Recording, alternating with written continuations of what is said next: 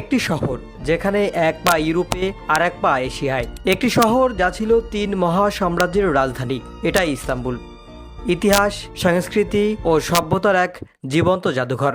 ইস্তাম্বুলের মাঝ দিয়ে প্রবাহিত হয়েছে ফসফরাস প্রণালী, যা ইউরোপ ও এশিয়াকে আলাদা করেছে। এই ভৌগোলিক অবস্থানের কারণেই হাজার বছর ধরে এটি ছিল বাণিজ্য, রাজনীতি ও সংস্কৃতির কেন্দ্র।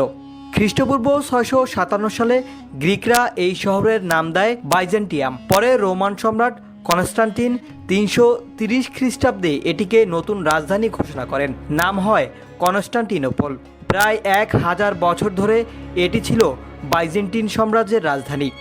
1453 সালে উসমানীয় সুলতান দ্বিতীয় মুহাম্মদ শহরটি জয় করে। এরপর ইস্তাম্বুল হয়ে ওঠে উসমানীয় সাম্রাজ্যের রাজধানী প্রায় 400 বছর। ইস্তাম্বুলের প্রতিটি স্থাপনায় লুকিয়ে আছে ইতিহাসের গল্প। বিশ্ববিখ্যাত স্থাপনাগুলোর মধ্যে রয়েছে আয়া সোফিয়া, নীল মসজিদ, টপকাপি প্রাসাদ, গ্র্যান্ড বাজার। আজকের ইস্তাম্বুল একটি আধুনিক মহানগর। প্রায় 2 কোটির কাছাকাছি মানুষের এই শহর তুরস্কের অর্থনীতি, সংস্কৃতি ও পর্যটনের কেন্দ্র।